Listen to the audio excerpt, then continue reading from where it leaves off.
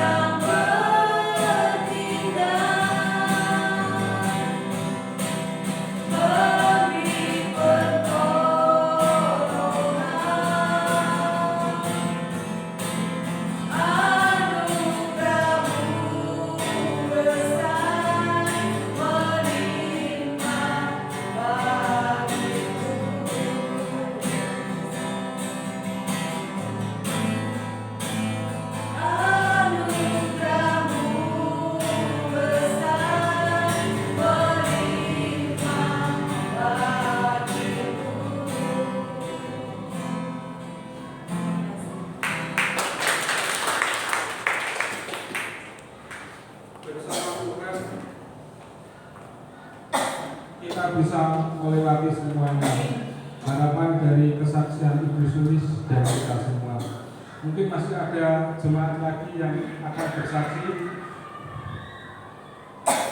Jika belum ada,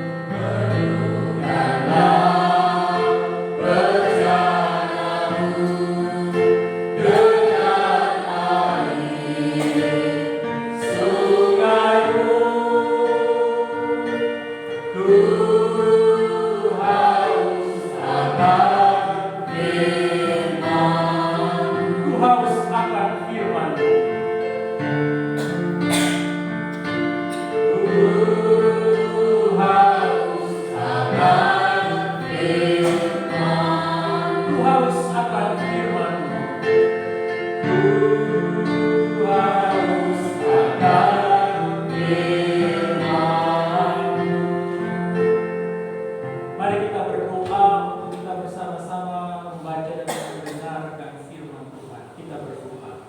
Terima kasih Tuhan Yesus Kristus. Inilah hidup kami Tuhan.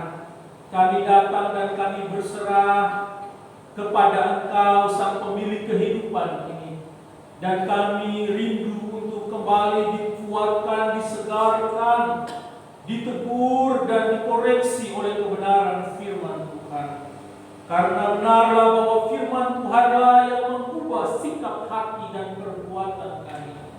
Sehingga ketika kami keluar dari tempat ini, kami boleh menjadi beda oleh karena kami boleh diperbaharui oleh kebenaran firman Tuhan.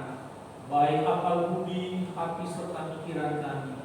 Mari kuasai ya Tuhan, sehingga kami mengerti dan memahaminya setiap firman yang kami dengar pada pagi ini. Berfirmanlah, kami siap mendengarkannya. Demi Yesus Kristus kami berdoa. Amin.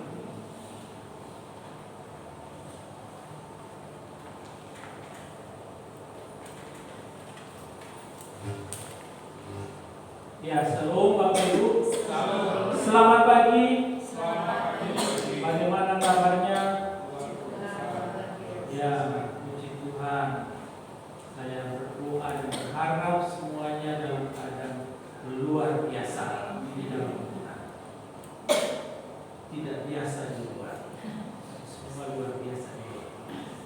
Baik Ibu Bapak yang dikasihi Tuhan Yesus Kristus, minggu lalu kita bersama-sama telah menggumuli bagaimana mendengarkan dengan seksama. Tentu mendengarkan dengan seksama ini adalah di mana kita memberikan telinga kita terhadap pengajaran dan juga didikan. Sehingga pengajaran didikan tersebut tidak berlalu begitu saja dari pendengaran dan hidup kita.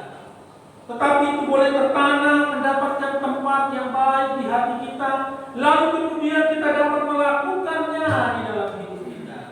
Tidak ada seseorang yang mampu melakukan hal yang benar jikalau dia tidak mendengar dengan benar. Dan saya yakin dan percaya setiap firman Tuhan adalah merupakan kerinduan dari Bapak Ibu sekalian, bahwa ketika datang ke gereja saya mau dipuaskan oleh firman Tuhan. Pujian tadi kan mengatakan firman-Mu yang berkuasa untuk mengubah sikap hati. Jikalau hati kita tak berubah, perbuatan kita tak berubah, tindakan kita tak berubah, maka pertanyaannya firman Tuhan atau firman setan yang kita dengar.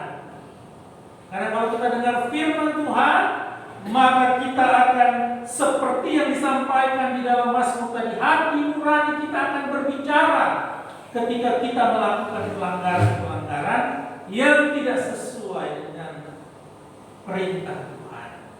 Nah, kalau kita tetap nyaman, berarti hati nurani kita telah mati dan kita menjadi beban. Oleh karena itu, mendengar tidak hanya sepintas selalu saja, tapi mendengar memberikan perhatian yang penuh. Karena jelas kita tidak mau terhilang kelak. Sekarang kita nyaman, tetapi nanti di penghakiman yang terakhir, maka kita semua akan mempertanggungjawabkan apa yang telah kita perbuat. Oleh karena itu di dalam bulan pendidikan ini dikatakan didiklah mereka di dalam ajaran dan nasihat Tuhan. Jikalau ada yang mau dididik, maka dengarkanlah, ambillah setiap pelajaran tersebut dan berubahlah oleh pembaharuan budi. Jikalau ada yang tidak mau dididik dan diajar, maka biarkan saja, dia akan hilang dengan sendirinya. Mari kita mengungguli bagian ini, yaitu berakar di dalam Tuhan. Anak-anak sekolah minggu sudah memberikan kesaksian tentang berakar bertumbuh di dalam Tuhan. Kita buka Alkitab kita dari Efesus pasal 2, Kolose pasal 2 ayat 6 dan ayat 7 saja kita membacanya. Mohon dengan kasih Kristus Mbak Catherine membaca sambil berdiri, suaranya lantang, supaya semua mendengarkan dengan seksama. Kolose pasal 2 ayat 6 dan ayat 7.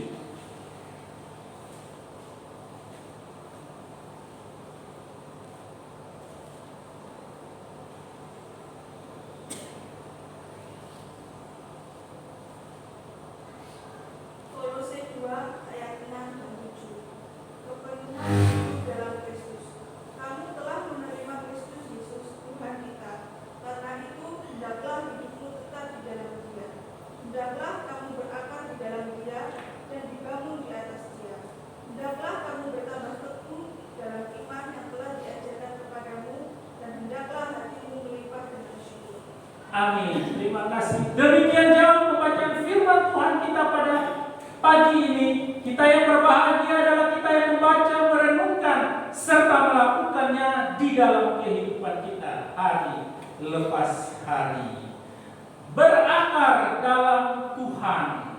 Kalau kita lihat buah yang banyak, tentu kita bilang wah buah itu pasti manis atau mungkin tidak manis karena kita sudah merasakan pasti subur karena lebat.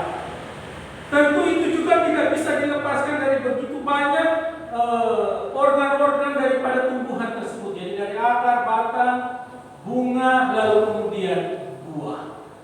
Di sini Bapak Ibu, nats pembimbing yang dibacakan tadi dikatakan dalam Matius 3 ayat 10, kapak sudah tersedia pada akar pohon, dan setiap pohon yang tidak menghasilkan buah yang baik pasti ditebang dan dibuang ke dalam api karena tak berguna lagi. Kapak sudah tersedia pada akar pohon, dan setiap pohon yang tidak menghasilkan buah yang baik pasti ditebang dan dibuang ke dalam api.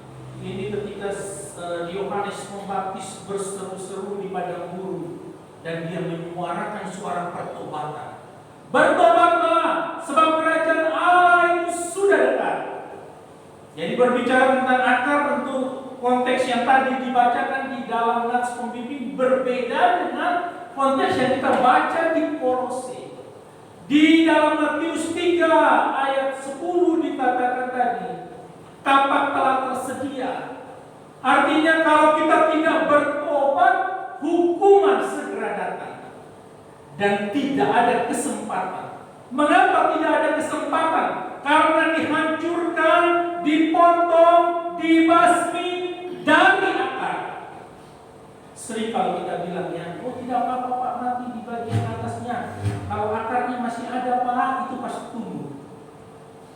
Kalau akar ada masih tumbuh. Kalau kita juga masih diberi kesempatan, maka bertobatlah. Jangan sampai kapak itu sudah ada dan memutus menghancurkan akar yang sebenarnya itu menjadi kehidupan awal setiap orang percaya. Karena apa? Tidak mau bertobat. Sehingga Yohanes Pembaptis berseru, bertobatlah sebab kerajaan surga sudah dekat. Jadi di sini akan berbicara tentang kesempatan. Sudah tidak ada kesempatan. Kalau masih ada kesempatan, bertobatlah. Karena jika tidak ada, maka mau menangis sampai di atas penyakitan pun tidak akan kembali. Supaya Bapak, Ibu dan saya menghuni surga yang mulia, itu pasti tidak mungkin. Kemudian ada di Matius 7 ayat 19. Bisa minta tolong kita baca Matius 7 ayat 19. Sambil berdiri Pak Ipi, baca dengan kuat. Matius 7 ayat yang ke-19. Dan setiap pohon yang tidak menghasilkan buah yang baik pasti ditebang dan dibuang ke dalam api. Ya, terima kasih. Pasti ditebang dan dibuang ke dalam api. Matius 7 ayat 19 diparalel dengan Matius 3 ayat 10. Tetapi di sini berbicara tentang nabi palsu, hamba Tuhan, pendeta, rohaniawan, guru, atau apapun itu yang mengajarkan hal-hal yang tidak benar atau yang menyesatkan umat. Sehingga kalau kita lihat akarnya besar, batangnya besar, daunnya lebat, itu bisa dapat menipu. Karena kalau kita baca di Matius 7 ayat 19 selanjutnya, dikatakan atau sebelumnya di ayat 17-18, dari buahnya lah kamu mengenal dia, kamu mengenal mereka. Jadi jikalau dengan jubah kerohanian dia dapat melayani dengan sungguh-sungguh, tetapi kemudian buah yang dikeluarkan itu busuk, maka bisa dipastikan dia sedang menipu orang banyak. Kalau saya saja hidup saya sering menipu, saya bicara firman, kemudian Bapak Ibu dari bawah bilang, Pak Marcel itu baru kemarin menipu, dia sudah khotbah. Tentu itu juga menjadi koreksinya. Kalau saya melakukan dosa lalu saya melayani, dari bawah yang tahu yang saya apa yang saya perbuat, Pak Marcel ini baru kemarin melakukan kejahatan sudah pimpin ujian. Kalau kita punya hati nurani, kita akan ditegur, kemudian kita akan menyesal dengan apa yang kita perbuat. Setelah itu baru kita mau baik. Karena kalau tidak demikian, kita sedang menipu diri kita sendiri, kita sedang menipu Allah, dan kita sedang menipu umat. Jadi batang ada, akar ada, batang ada, daun hijau dan lebat, tapi belum tentu buah baik. Itulah yang digambarkan di Matius 7 ayat 19. Dan di dalam Kolose 2 ayat 7 berakar menjadi pengertiannya adalah menjadikan Yesus sebagai sumber. Bapak Ibu dan saya jikalau tidak ada dan melekat pada sumber tersebut, Bapak Ibu dan saya bisa mati kering oleh karena kita tidak melekat pada sang sumber kehidupan itu. Kalau akar ini dia punya sumber yang membuat supaya batang, daun, kemudian buah juga berada buahnya, itu adalah air atau nutrisi. Di mana akar boleh mencari sari-sari makanan di tanah supaya dia salurkan melalui batang, daun, dan kemudian buah. Kalau kita tidak juga berakar di dalam Yesus, maka kita tidak bisa bertumbuh dengan baik, sehat, apalagi berbuah. Ibu bapak yang dikasihi Tuhan Yesus Kristus, tentu kita melihat bahwa sekarang perkembangan begitu maju ya. Jadi akses semua begitu mudah. Apa yang kita perlukan kita bisa langsung mengaksesnya dengan cepat dan dengan mudah. Semalam saya katakan kepada yang datang ibadah pemuda bahwa kita bisa mengakses dengan cepat, tetapi kita juga harus berhikmat, teliti, melihat siapa yang menulis. Karena yang menulis di website ataupun di Google yang kita browsing itu bukan hanya orang Kristen yang percaya. Begitu banyak orang yang beragama lain yang menuliskan tentang agama lain. Kalau kita mencari sumber data tentang keagamaannya. Kalau kita tidak memeriksa siapa penulisnya, maka kita bisa disesatkan. Karena begitu banyaknya jenis pengajaran yang masuk, menggerogoti, bahkan menyesatkan orang percaya. Jadi teknologi bisa sangat memudahkan kita, tetapi teknologi juga bisa membuat kita tersesat, bisa membuat kita menyimpang. Oleh karena itu kita terus diajarkan untuk mengakses dengan baik, benar, dengan penuh hikmat supaya kita tidak salah mengakses. Apalagi kalau anak-anak kita ya, kemarin sempat di sini di dalam seminar, apa yang dilihat anak-anak kita itu menjadi penelitian orang tua atau menjadi pertimbangan orang tua untuk bisa terus membimbing sehingga mereka tidak terjebak di dalam kemajuan teknologi dan informasi yang begitu maju saat ini. Akibat perkembangan media, makin banyak pengaruh yang menyebabkan generasi terasing dari nilai-nilai iman dan mengabaikan relasi dengan Kristus. Dan hal ini menjadi tantangan bagi keluarga, bagi orang tua, bagi gereja, bahkan bagi dunia pendidikan. Karena itu dapat menghilangkan nilai-nilai iman Kristen, bahkan mengabaikan relasi dengan Tuhan. Bayangkan aja kalau itu membuat kita sibuk dengan setiap kecanggihan dan pengaruh-pengaruh media, maka bisa-bisa kita lupa berdoa, kita tidak beribadah, kita tidak bersekutu. Oleh karena perkembangan yang terus maju. Oleh karena itu pendidikan yang diajarkan sejak dini itu penting diajarkan supaya benar-benar berakar di dalam kehidupan yang anak-anak, sehingga mereka mengetahui dengan baik dan bijak setiap media sosial yang mereka sedang gunakan.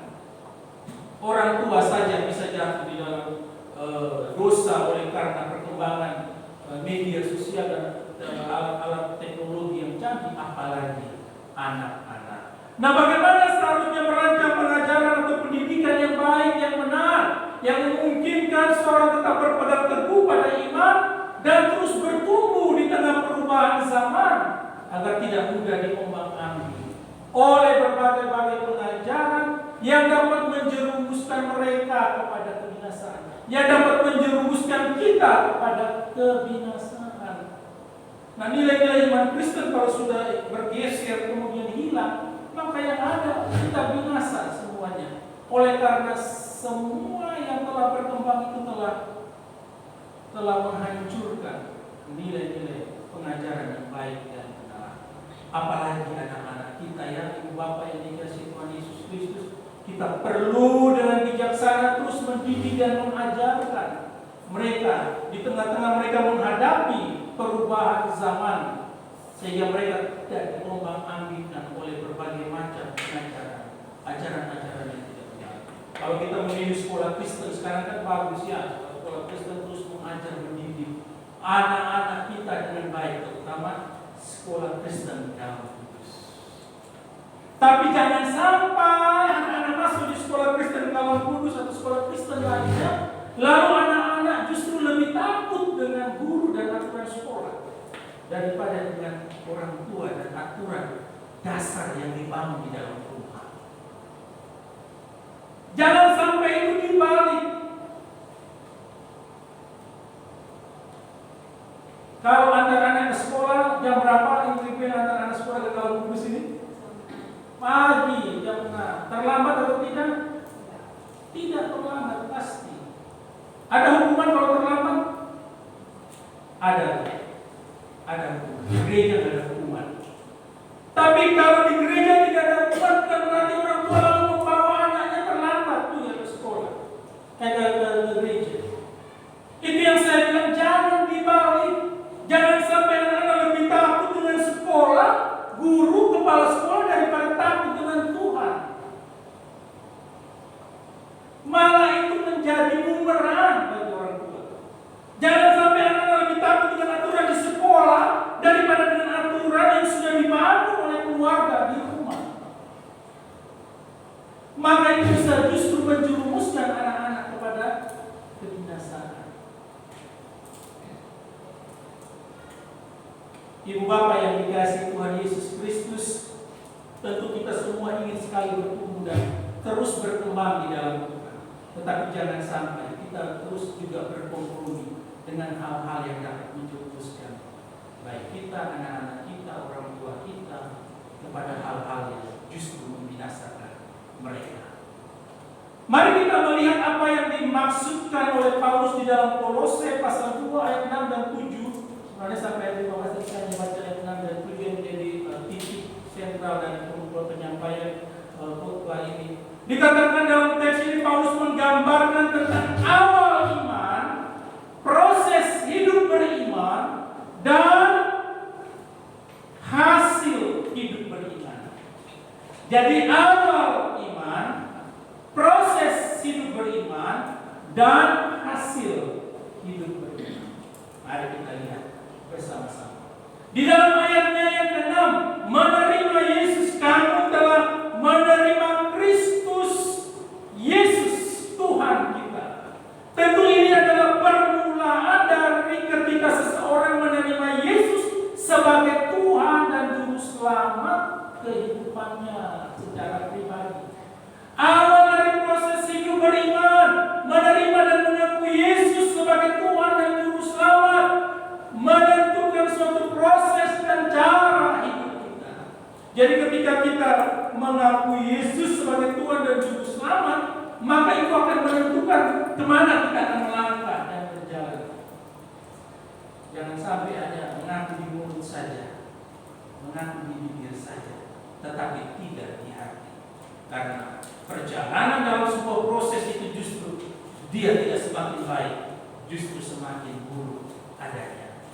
Oleh karena itu, ketika kita beriman dan menerima Kristus, mari kita bersama-sama menyadari bahwa kita sudah meletakkan kehidupan kita di bawah kaki Tuhan, meninggalkan perbuatan-perbuatan kita yang lama, dan kita mau diarahkan, dikuasai oleh kehidupan di dalam Kristus yang telah menyelamatkan. Roma 10 ayat 9 terjemahan baru dikatakan, sebab jika kamu mengaku dengan mulutmu bahwa Yesus adalah Tuhan dan percaya dalam hatimu bahwa Allah telah membangkitkan Dia dari antara orang mati, maka kamu akan diselamatkan. Kamu mengaku dengan mulut bahwa Yesus adalah Tuhan dan percaya dalam hatimu Allah telah membangkitkan Dia, maka kamu akan diselamatkan. Ini awal ketika mengaku bahwa Yesus Kristus adalah Tuhan dan Juru Selamat. Setelah itu, di dalam Filipi 2 ayat 12, terjemahan baru dikatakan, hai saudara-saudaraku yang kekasih, kamu senantiasa taat, karena itu tetaplah kerjakan keselamatanmu dengan takut dan gentar. Bukan saja seperti waktu aku masih hadir, tetapi terlebih pula sekarang waktu aku tidak hadir. Setelah engkau mengakui Kristus sebagai Tuhan dan Juru Selamat, Paulus katakan, kerjakanlah keselamatanmu dengan takut dan gentar. Bukan saat Paulus ada saja baru engkau bersikap manis, tetapi ketika Paulus tak ada juga, engkau juga tetap bersikap manis dan terlebih melakukan setiap waktu apa yang sudah diajarkan dan apa yang engkau akui sebagai Tuhan dan Juru Selamat. Ini terjemahan baru. Kalau terjemahan firman Allah yang hidup mungkin lebih sederhana dan lebih dimengerti Bapak Ibu. Karena dikatakan tentang kerjaan keselamatan itu bisa saja ditafsir bahwa berarti kita berusaha supaya kita selamat. Tidak sama sekali. Di dalam firman Allah yang hidup yang saya garis bawahi, saudara sekalian yang saya kasih, ketika saya berada bersama dengan saudara selalu berusaha menaati petunjuk-petunjuk saya. Sekarang pada waktu saya jauh, saudara harus lebih banyak berusaha untuk mengerjakan hal-hal yang baik sebagai buah keselamatan. Buah keselamatan. Jadi keselamatan itu adalah anugerah, dan perbuatan baik yang harus kita kerjakan itu adalah buah daripada keselamatan yang kita sudah peroleh. Jadi apapun yang kita kerjakan tidak berdampak lagi pada keselamatan kita, karena kita sudah percaya kepada Tuhan Yesus Kristus yang adalah Tuhan dan Juru Selamat kehidupan kita. Jika Bapak Ibu dan saya berbuat baik, berusaha melakukan hal-hal yang baik dan benar, itu adalah buah daripada keselamatan yang diberikan kepada kita. Nah, oleh karena itu orang-orang yang sudah diselamatkan pasti berbuat hal-hal yang baik dan benar. Jikalau berbuatnya hal-hal yang tidak benar, sudah dipastikan dia belum menerima Yesus dengan sungguh-sungguh di dalam hatinya. Setelah itu Bapak Ibu, dalam 1 Korintus 9 ayat 25 dikatakan, tiap-tiap orang yang turut mengambil bagian dalam pertandingan menguasai dirinya dalam segala hal. Mereka berbuat demikian untuk memperoleh suatu mahkota yang fana, tetapi kita untuk memperoleh suatu mahkota yang abadi. Jadi tadi dikatakan di sini bahwa awal iman, proses hidup beriman, dan hasil hidup beriman, yaitu kehidupan yang kekal bersama Bapa di surga. Ibu Bapa yang dikasihi Tuhan Yesus Kristus, mari setelah kita menerima Kristus sebagai Tuhan dan Juru Selamat, tidak selesai sampai di situ saja, tetapi ada hal yang harus kita lakukan sebagai bentuk ucapan syukur oleh karena kita diselamatkan, yaitu kita berbuah atau berdampak bagi gereja, bagi keluarga, bagi sesama, dan bagi lingkungan di mana kita tinggal. Yang kedua, berakar di dalam Yesus. Di ayatnya yang ke-7, hendaklah kamu berakar di dalam Dia atau di dalam Yesus. Tadi saya sudah jelaskan di awal, akar bertugas menjadi makanan atau nutrisi bagi seluruh pohon. Maka berakar di dalam Yesus adalah berarti menjadikan Yesus sebagai sumber kehidupan. Pohon yang menyangkali akar tidak mungkin hidup. Pohon yang tidak mau, gak usah kamu sendiri aja, kamu kok wele, kamu kok banyak berserabut lagi dan lain sebagainya, pasti mati pohon itu. Sedemikian juga kalau kita menyangkali Kristus, maka kita pasti akan mati. Tidak mungkin. Jangan bertumbuh, hidup aja sudah tidak, apalagi berbuah ya. Orang Kristen hanya dapat hidup, bertumbuh dan berbuah sesuai imannya kalau yang mengakarkan seluruh hidupnya di dalam Tuhan. Seluruh hidupnya di dalam Tuhan. Artinya Bapak Ibu dan saya tidak akan bisa hidup tanpa Yesus. Ya, sekarang masih bisa hidup dengan cara hidup kita yang lama. Itu kesempatan yang diberikan kepada Bapak Ibu dan saya. Sebenarnya kita tidak sedang hidup, tapi kita sedang mati. Karena sama sekali kita tidak menghasilkan buah dari pertobatan kita yang sesungguhnya. Ibu bapak yang dikasihi Tuhan Yesus Kristus, Mazmur 1 ayat 3 berkata, ia seperti pohon yang ditanam di tepi aliran air, yang menghasilkan buahnya pada musimnya, dan yang tidak layu daunnya. Apa saja yang diperbuatnya berhasil. Tidak ada sebut akar memang di sini. Tetapi jika pohon di tepi aliran air, pasti akarnya itu ke air. Nah, kalau akarnya ke air, kita bisa melihat saja dengan pohon-pohon yang akarnya jauh dari air. Pasti berbeda pertumbuhannya. Yeremia 17 ayat 8 dikatakan ia akan seperti pohon yang ditanam di tepi air, yang merambatkan akar-akarnya ke tepi batang air, dan yang tidak mengalami datangnya panas terik, yang daunnya tetap hijau, yang tidak khawatir dalam tahun kering, dan yang tidak berhenti menghasilkan buah. Bayangkan saja, dikatakan tidak mengalami datangnya panas terik. Di tempat lain mungkin kekeringan, pohon-pohon mati oleh karena kekeringan. Yang di tepi air itu, yang akarnya sampai ke air itu tidak mengalami. Yang daunnya di luar sana kering-kering, dia tetap hijau. Yang di luar sana khawatir dengan tahun kering, dia tidak khawatir. Dan yang di sana mungkin berbuahnya sedikit oleh karena kurangnya nutrisi yang ada, dia tidak berhenti menghasilkan buah. Kalau kita hidup dan berakar di dalam Tuhan, maka kita tidak akan khawatir. Kita tidak akan mendapatkan yang namanya panas terik, dan yang tidak khawatir dengan tahun kering, karena kita ada di dalam Tuhan. Kekeringan Tuhan bisa menggambarkan tentang setiap persoalan, pergumulan, kekeringan secara rohani. Tetapi kita yang ada dengan Tuhan, maka kita tidak akan mengalami itu semua.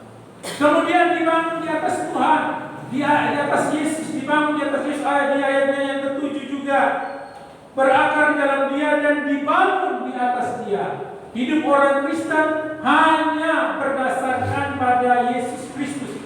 1 Korintus 3 ayat 11. Karena tidak ada seorang pun yang dapat meletakkan dasar lain daripada dasar yang telah diletakkan, yaitu Yesus Kristus. Yesuslah dasar hidup yang kokoh, yang membangun hidupnya dan imannya atas orang yang membangun hidupnya dan imannya atas dasar Yesus akan kuat kokoh menghadapi tantangan hidup, cobaan hidup, dan dari rupa-rupa kuasa di dunia. 24 sampai dengan 27 dikatakan, setiap orang yang mendengar perkataanku dan melakukannya, ia sama dengan orang yang bijaksana yang mendirikan rumahnya di atas batu. Batu itu pasti kokoh. Datang hujan, datang banjir, datang angin melanda rumah itu, tetapi rumah itu tidak rubuh karena dasarnya kuat, yaitu Yesus Kristus. Tetapi setiap orang yang mendengar perkataan ini dan tidak melakukannya, ia sama dengan orang yang bodoh yang mendirikan rumahnya di atas pasir. Main-main pasir atau tanam sesuatu di pasir. Datang hujan, datang banjir, datang angin melanda, rumah itu rubuh dan hebat kerusakannya karena dasarnya tidak di atas Kristus.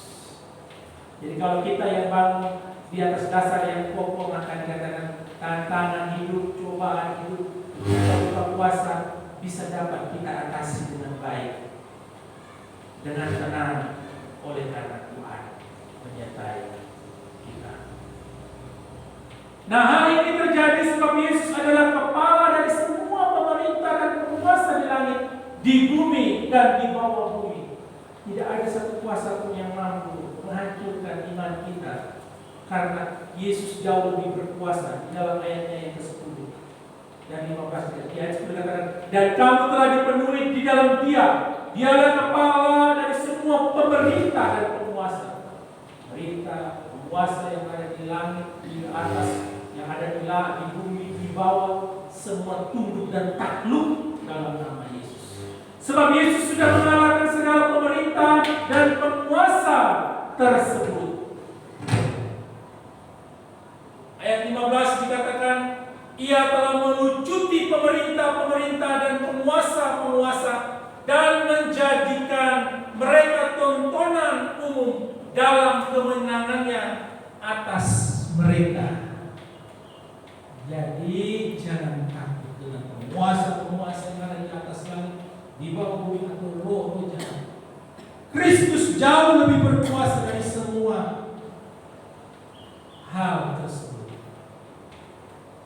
Kemudian bertambah teguh dalam iman di ayatnya yang ke-7. Dan hendaklah kamu bertambah teguh dalam iman yang telah diajarkan kepadamu. Teguh iman didahului dengan pengetahuan yang benar tentang isi iman. Iman timbul dari pendengaran akan firman Kristus atau firman Tuhan. Jadi teguh iman itu pasti didahului dengan pengetahuan kita yang benar tentang apa itu iman. Kalau kita tidak mengerti, memahami iman itu dengan baik dan benar, maka mohon maaf, kita tidak akan bisa teguh seteguh batu karang dengan iman kita kepada Tuhan. Roma 10 ayat 17. Jadi iman timbul dari pendengaran, dan pendengaran oleh firman Kristus. Artinya bacalah firman Tuhan setiap waktu, rajin baca firman Tuhan setiap waktu. Di situ iman pasti akan bertumbuh. Kemudian Filipi 1 ayat 27, hanya hendaklah hidupmu berpadangan dengan Injil Kristus, supaya apabila aku datang, aku melihat, dan apabila aku tidak datang, aku mendengar bahwa kamu teguh berdiri dalam satu roh dan sehati sejiwa, berjuang untuk iman yang timbul dari berita Injil. Jadi Bapak Ibu dan saya tidak akan bisa memiliki iman yang teguh jika kita tidak punya pengetahuan yang benar tentang iman.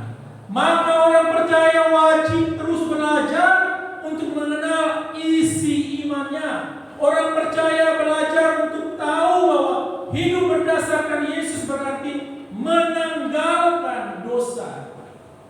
Itu di ayatnya yang ke-11 dan Kolose pasal 2 ayat 11 dikatakan, dalam Dia kamu telah disunat bukan dengan sunat yang dilakukan oleh manusia, tetapi dengan sunat Kristus yang terdiri dari penanggalan akan tubuh yang Jadi tanggalkan tubuh yang berdosa itu dan lihatlah, belajarlah dari Kristus yang sudah rela mati demi dosa Bapak Ibu dan saya. Jadi kalau mau teguh iman, maka belajarlah firman Tuhan dengan tekun. Ibu Bapak yang dikasihi Tuhan Yesus Kristus, di ayat 13, 12, 13, 14 dan juga ayat 8 dari Kolose pasal 2 yang kita baca tadi, Bapak Ibu, bahwa dikatakan sebab dosa-dosa kita sudah ditebus di atas kayu salib. Ayat 13, 14. Kamu juga meskipun dahulu mati oleh pelanggaranmu dan oleh karena tidak disunat secara lahiriah, telah dihidupkan Allah bersama-sama dengan Dia sesudah Ia mengampuni segala pelanggaran kita dengan menghapus surat hutang yang oleh ketentuan-ketentuan hukum yang mendakwa dan mengancam kita, dan itu ditiadakannya dengan memakukannya pada kayu salib. Kristus sudah mati, jangan kita salibkan Dia berulang-ulang kali dengan perbuatan dosa kita. Jikalau kita sudah bilang kita percaya Kristus, maka hiduplah seperti orang yang beriman kepada Kristus. Karena kita terus belajar Roma ya. Dikatakan juga bahwa apakah dengan berbuat dosa tanda kasih karunia terus bertambah bagimu. Semakin berbuat dosa semakin banyak kasih karunia? Tentu tidak demikian. Kristus cukup dipaku satu kali di atas kayu salib. Jangan kita memakukannya lagi di dalam kehidupan kita setiap hari dengan perbuatan dosa, sehingga kita bisa hidup dalam hidup yang baru berdasarkan kebangkitan Yesus di ayat 12. Dengan pengetahuan itu orang percaya bisa menolak segala rupa ajaran sesat, sehingga tidak disesatkan oleh ajaran sesat tersebut. Ayat 12 dikatakan, karena dengan Dia kamu dikuburkan dalam baptisan, dalam kematiannya, dan di dalam Dia kamu turut dibangkitkan juga oleh kepercayaanmu kepada kerja kuasa Allah yang telah membangkitkan Dia dari antara orang mati. Kolose 2:8, hati-hatilah supaya jangan ada yang menawan kamu dengan filsafatnya yang kosong dan palsu, menurut ajaran turun-temurun dan roh-roh dunia, tetapi tidak menurut Kristus. Terkadang ajaran-ajaran yang ada yang dibawa leluhur kita, yang turun-temurun, yang tidak sesuai dengan kebenaran firman Tuhan, disitulah yang kadang mengungkur kita atau merantai kita, sehingga kita susah melepaskan ajaran-ajaran yang demikian. Ataupun ada filsafat-filsafat yang kosong atau dongeng-dongeng yang diceritakan kepada kita. Tetapi setiap orang yang sudah dibebaskan, dilepaskan dan diselamatkan, tentu tidak akan hidup menurut itu semua, tetapi menurut Kristus atau menurut Injil Kristus. Dan yang terakhir, hati dan hidup melimpah dengan syukur. Barang siapa yang hidup dalam Yesus, ia boleh mengalami sukacita hidup karena dosa-dosanya telah diampuni oleh Tuhan. Dosa banyak, dosa sedikit, dosa kecil, dosa besar, semua telah diampuni oleh Tuhan. Selain itu, mereka bersyukur karena sekalipun dalam dunia ada rupa-rupa kuasa yang kelihatan dan tidak kelihatan yang selalu mengancam hidup, namun semua kuasa itu telah dikalahkan oleh Tuhan Yesus Kristus. Sehingga sepatutnya Bapak Ibu dan saya hidup dengan penuh ucapan syukur oleh karena kita telah diselamatkan, dosa kita telah diampuni, dan tidak ada satu kuasa pun yang dapat merebut kita dari tangan Tuhan. Hidup bersyukur karena dalam Yesus dan dari Yesuslah telah datang segala berkat baik jasmani maupun rohani yang dibutuhkan untuk kita dapat hidup sebagai anak-anak kerajaan surga. Syukur yang benar sebagai buah dari berakar, dibangun dan bertambah teguh dalam Yesus. Jadi jikalau kita bersyukur dikatakan di sini sebagai buah dari berkata kita, dibangunnya kita dan bertambah teguhnya kita di dalam Tuhan. Nah, ini bisa dapat dinyatakan dengan cara yang juga bisa kita lihat di sini dikatakan membangun hidup Kristen dengan rumah tangga yang setia dan percaya pada Yesus, yang setia membaca kitab suci dan berdoa dalam rumah tangga.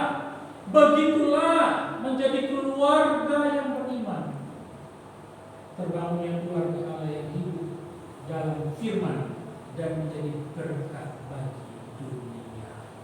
Mengapa dari keluarga? Karena dari keluarga disitulah terciptanya karakter dan iman yang sungguh-sungguh di dalam Kristus.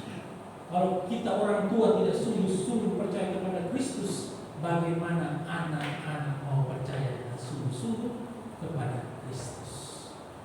Tentu tidak bisa. Semua harus dimulai dari keluarga, rumah tangga, dan tentu dengan tadi setia baca firman dan juga berdoa.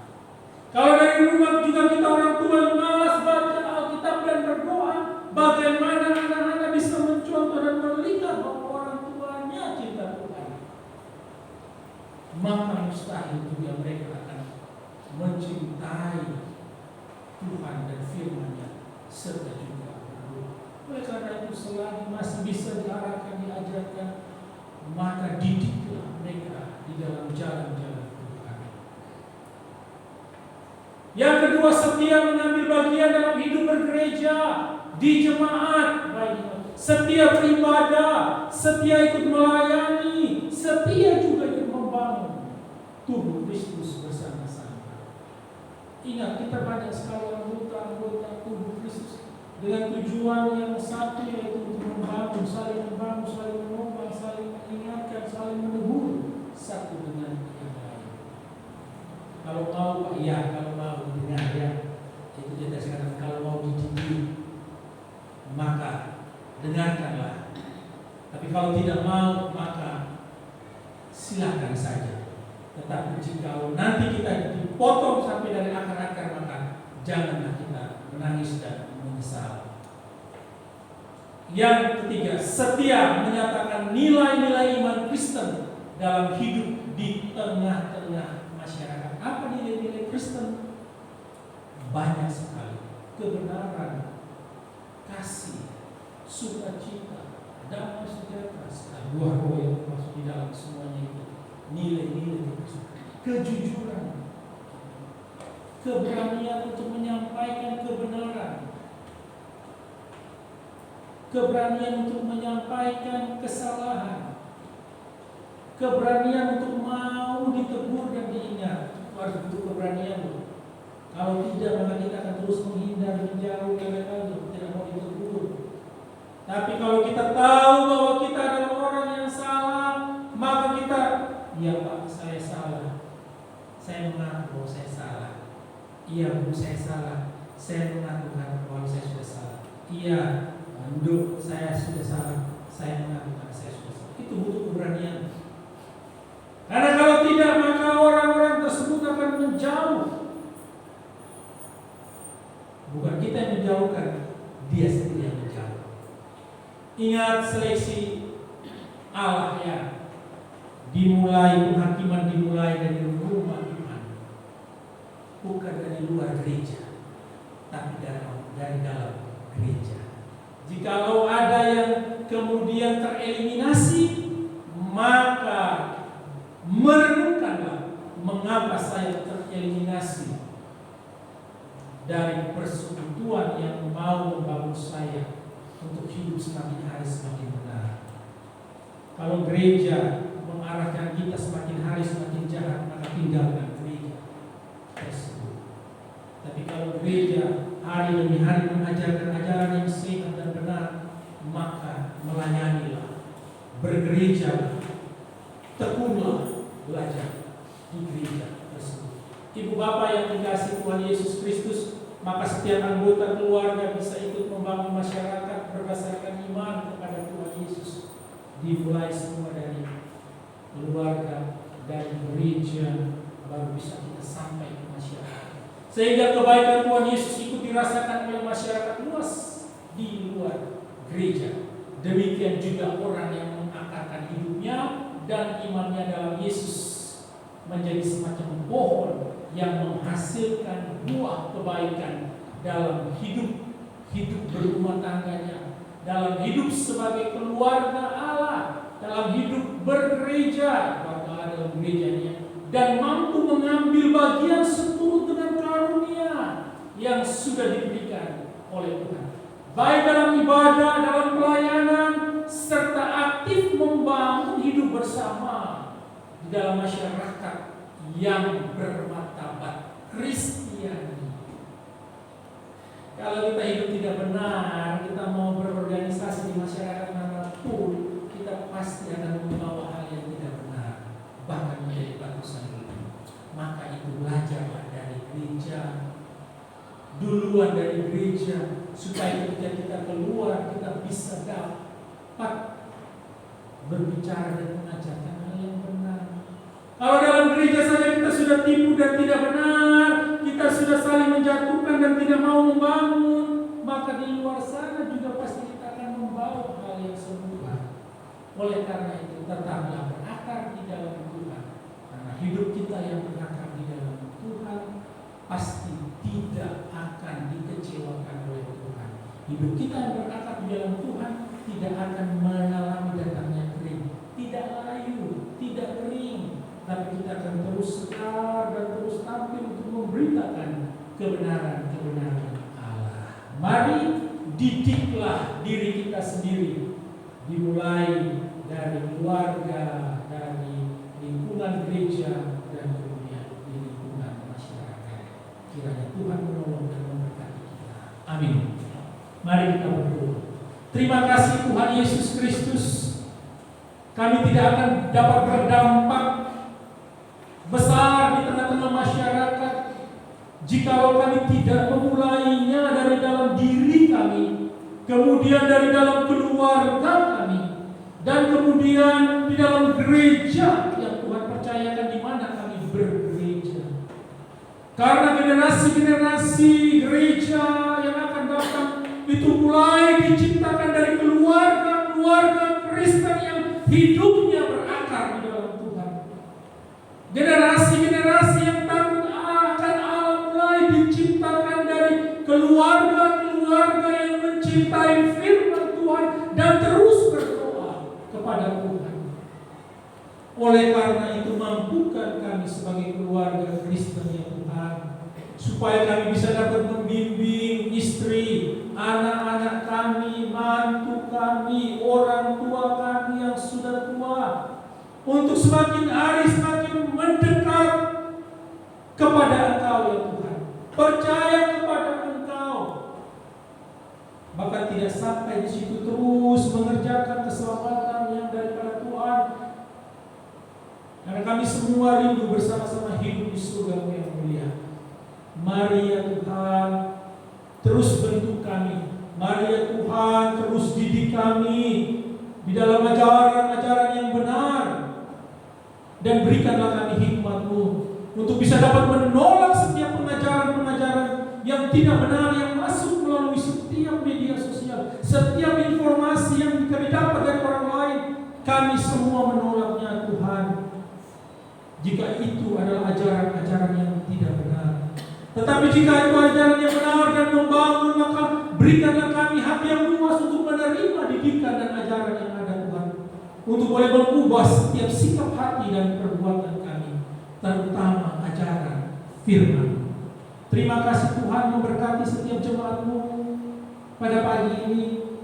Terus berbicara kepada jemaat pribadi lepas pribadi, sehingga ketika keluar dan pulang dari tempat ini ada perubahan hidup yang boleh mencerminkan kehidupan Allah di tengah-tengah keluarga dan masyarakat. Terpujilah nama-Mu Bapa di surga. Demi Yesus Kristus firman yang hidup kami berdoa. Amin.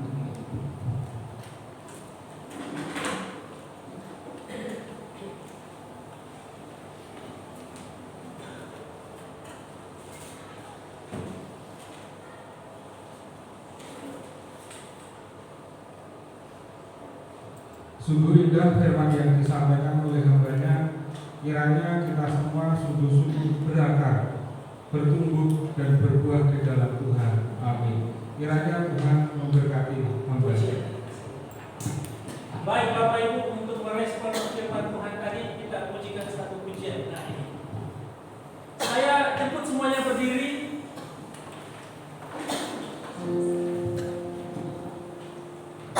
Pujiannya mengatakan begini: Ku mau berakar, berakar, berakar, berakar dalam Tuhan. Ku mau bertumbuh, bertumbuh, bertumbuh, bertumbuh dalam Tuhan. Ku mau berbuah, berbuah, berbuah, berbuah buat Tuhan. Ku mau berakar, bertumbuh, berbuah hanya di dalam Tuhan. Sekali lagi lebih cepat. Ku mau berakar, berakar, berakar, berakar dalam Tuhan. Ku mau bertumbuh. Ku mau bertumbuh, bertumbuh, bertumbuh, bertumbuh dalam Tuhan. Ku mau berbuah. Ku mau berbuah, berbuah, berbuah, berbuah buat Tuhan. Ku mau berakar, bertumbuh, berbuah hanya di dalam Tuhan. Ku mau berakar, bertumbuh, berbuah dengan batang firman-Nya. Ku mau berakar, bertumbuh, berbuah dengan berdoa. Ku mau berakar, bertumbuh, berbuah melakukan firman-Nya. Ku mau berakar, bertumbuh, berbuah di dalam Tuhan. Ku mau berakar. Ku mau berakar, bertumbuh, berbuah dengan baca firman-Nya. Ku mau berakar, bertumbuh, berbuah dengan berdoa. Ku mau berakar, bertumbuh, berbuah melakukan firman-Nya.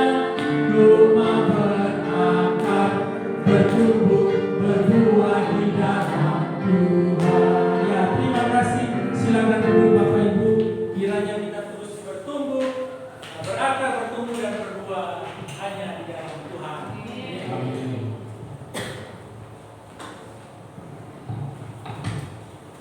Jemaat dipersilakan berdiri lagi. Bersama dengan umat Tuhan di segala tempat, marilah kita memperbarui iman percaya kita dengan mengucapkan pengakuan iman rasuli.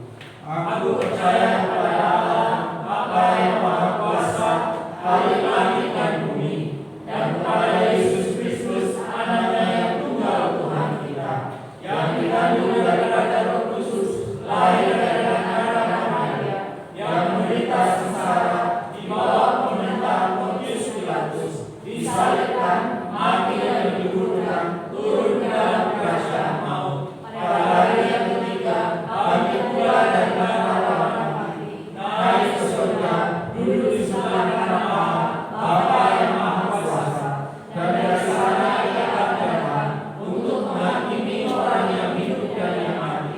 Aku percaya kepada Roh Kudus, gereja yang kudus dan am, persekutuan orang kudus, pengampunan dosa, kebangkitan orang mati, dan hidup yang kekal. Amin. Dipersilakan untuk kembali saat-saat berbuka. Ya baik Bapak Ibu, mari kita tundukkan kepala kita dan kita menaikkan syafaat kita. Kita berdoa. Puji syukur Tuhan kami naikkan ke hadapan hadirat Tuhan oleh karena kasih dan kebaikan Tuhan di dalam kehidupan kami. Hingga sampai hari ini Tuhan, kami boleh menikmati hadirat Allah, kami boleh memuji, menyembah, meninggikan nama Tuhan, bahkan kami boleh menikmati kebenaran firman Tuhan. Semua itu oleh karena anugerah melalui kesempatan kesempatan yang Tuhan berikan untuk kami beribadah Tuhan. Kiranya persembahan kami ini melalui puji-pujian ucapan syukur kami boleh berkenan di hadapan hadirat Tuhan dan boleh menjadi persembahan yang berbau harum di hadirat Allah. Terima kasih Tuhan Yesus Kristus untuk setiap pemeliharaan Tuhan yang begitu sempurna di dalam hidup kami. Baik ketika kami bekerja, baik ketika kami ada di dalam rumah tangga kami, baik ketika kami ada di lingkungan masyarakat, Tuhan selalu setia menyertai kami selalu, sehingga kami ada di dalam keadaan baik-baik saja tanpa kekurangan suatu apapun, bahkan tanpa kami mengalami setiap masalah musibah apapun itu Tuhan. Terima kasih Tuhan Yesus Kristus. Dan jika kami mengalami semua hal yang tidak baik di dalam kehidupan kami, kami percaya itu juga boleh mau mendidik dan mengajarkan kami sebagai umat yang percaya kepada Engkau Tuhan.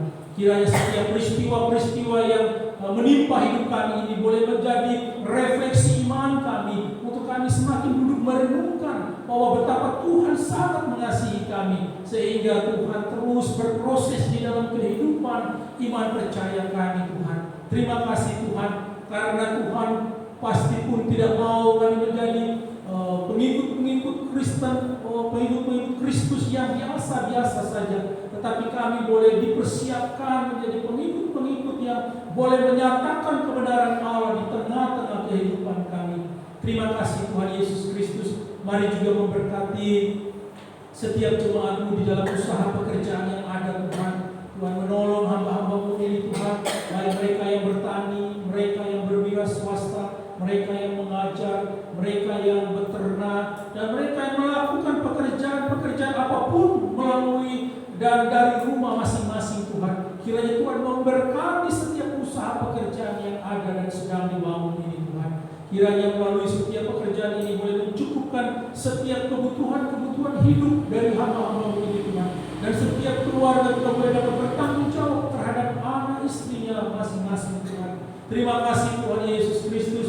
Tidak lupa juga Tuhan, kami menyerahkan dusun dan desa di mana kami tinggal. Mari memberkati Tuhan. Kiranya desa Boro, dusun Gunung terus semakin Tuhan berkati dengan limpah-limpah Tuhan. Memberkati setiap pemerintah desa sampai kepada RT dan RW, sehingga mereka juga boleh memimpin dengan bijaksana. Memberkati kehidupan antar umat beragama yang ada di desa dan dusun ini Tuhan, sehingga kami boleh saling bergandengan tangan, bersama-sama, saling bertoleransi untuk boleh menghargai satu dengan yang lain. Kami juga berdoa dan menyerahkan ya Tuhan setiap hamba-hamba-Mu yang terlibat di pemerintah. Tuhan Yesus juga menolong, sehingga melalui keterlibatan ini biar suara kebenaran boleh dikumandangkan di tengah-tengah desa dan dusun ini Tuhan. Terima kasih Tuhan Yesus Kristus. Kami juga berdoa bagi Gereja Kristen Kalam Kudus Boro, Gereja Kristen Jawi Wetan yang ada di dusun Gunung, ataupun ada beberapa gereja yang ada di wilayah desa Boro. Berkatilah ya Tuhan, sehingga kami boleh bergandengan tangan bersama-sama untuk memberitakan Injil Yesus Kristus, sehingga biarkanlah nama Tuhan dimuliakan dan ditinggikan. Terima kasih Tuhan. Tidak lupa juga kami berdoa untuk setiap DKK wilayah Blitar yang ada Tuhan, memberkati setiap pos-pos ataupun unit yang ada, sehingga kami juga boleh bergandengan tangan untuk boleh melayani Engkau di suku Jawa mancanegara ini Tuhan. Kami juga tidak lupa menyerahkan ketua wilayah Pak Buyung dan juga setiap seksi bidang pelayanan yang ada Tuhan, sehingga boleh bersama-sama terus memikirkan akan pertumbuhan dan perkembangan pelayanan yang ada di wilayah Blitar ini Tuhan. Kami juga menyerahkan Sinode Gereja Kristen Kalam Kudus yang bertempat di Jakarta. Berkati ketuanya, sekretarisnya, dan seluruh jajaran-jajaran yang ada Tuhan. Mari bekerja sama bersama-sama untuk melayani Tuhan melalui Gereja Kristen Kalam Kudus, bahkan juga melalui Yayasan Kristen Kalam Kudus yang boleh terus mengembangkan sayapnya kemana-mana Tuhan. Kami berdoa dan menyerahkan seluruh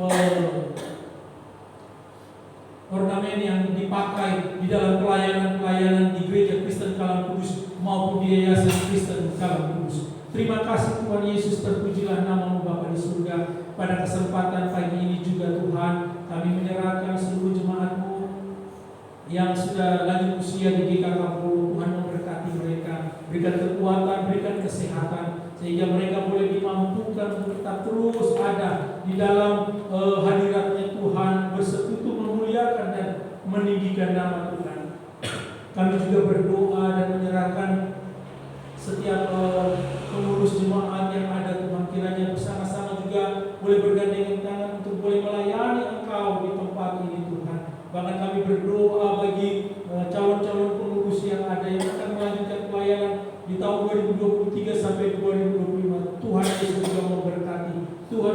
juga memberikan beban yang sama di dalam setiap pelayanan yang ada, supaya sama-sama kami boleh melakukan yang terbaik untuk Engkau ya Tuhan.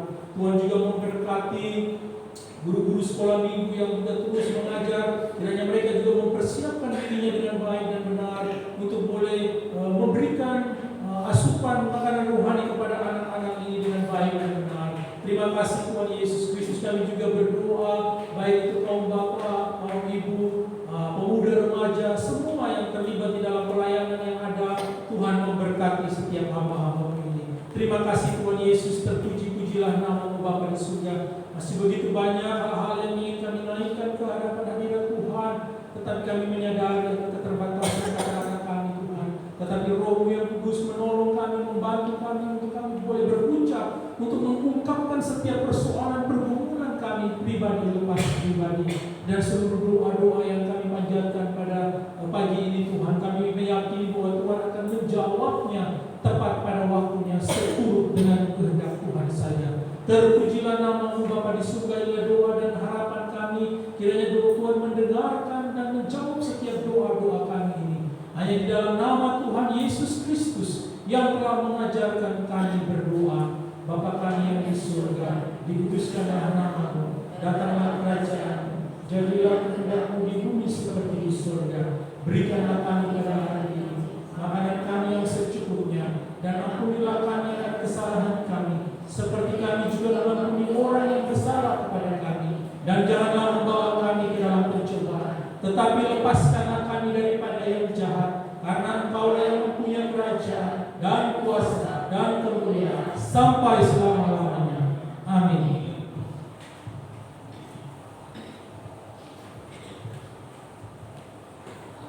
Terima kasih Pak Marcel. Marilah kita memberikan yang terbaik kepada Tuhan dengan mengingat firman-Nya dari Mazmur nomor 50 ayat 23. Begini bunyi firman Tuhan: Siapa yang mempersembahkan syukur sebagai korban, ia memuliakan Aku. Siapa yang jujur jalannya, keselamatan yang dari Allah akan diperlihatkan kepadanya. Amin. Untuk tugas kantong golongan dibusuk dengan pujian kasihnya seperti sunyi.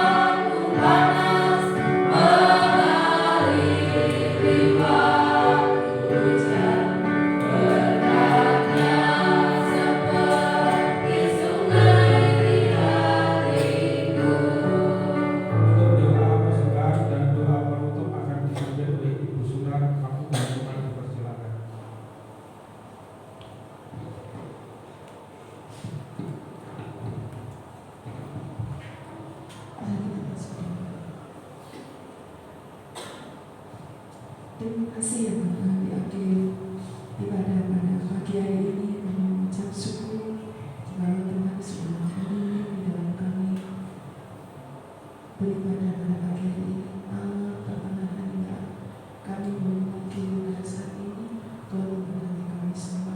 Terima kasih Tuhan atas firman-Mu yang mengajarkan pada setiap kami supaya kami boleh bertumbuh, berakar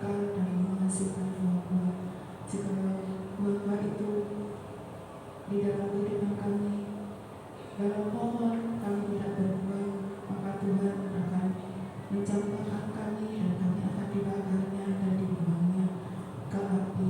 Terima kasih Bapa, terima kasih firman-Mu yang menentukan kehidupan kami, supaya kami boleh belajar di dalam kehidupan kami, baik itu di keluarga kami, di dalam masyarakat maupun dimanapun kami berada. Kami boleh menjalankan Tuhan itu dalam setiap kami.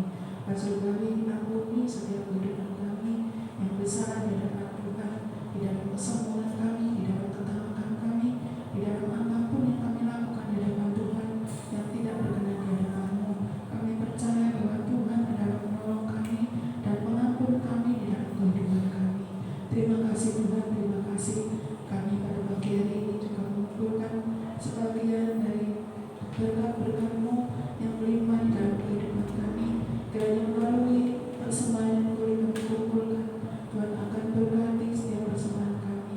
Tuhan akan memberikan pertolongan pada setiap kami, dan Tuhan akan berikan rezeki yang melimpah-limpah di dalam keluarga kami masing-masing. Terima kasih Bapa, terima kasih. Semoga kami akan pulang kembangkan masing-masing.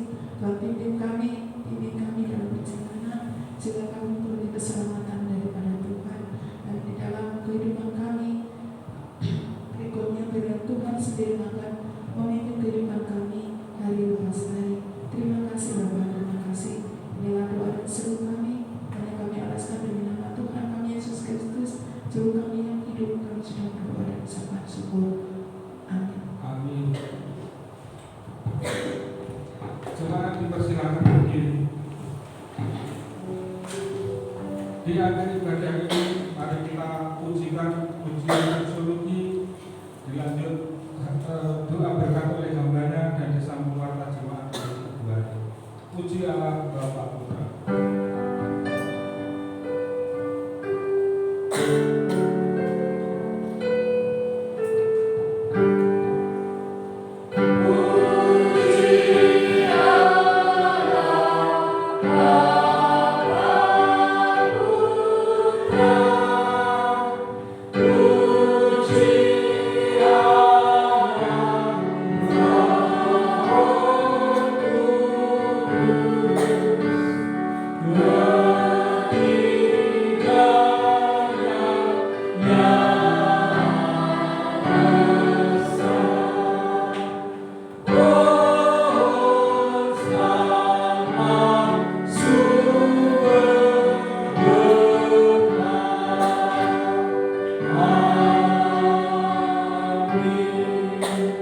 Bapak Ibu jemaat yang dikasihi Tuhan Yesus Kristus, pulanglah ke dalam tugas, aktivitas, serta pekerjaan kita, dan mari lakukanlah firman yang sudah kita dengar di dalam kehidupan kita, serta teruslah menjadi saksi Kristus. Mari kita arahkan hati dan pikiran kita kepada Tuhan, serta terimalah berkat-Nya.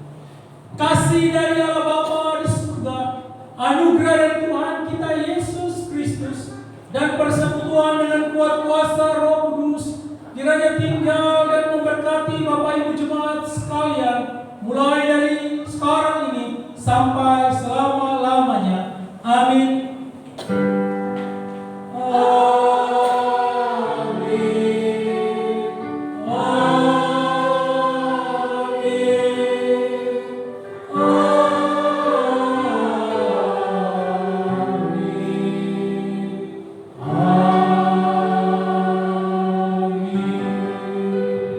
Silakan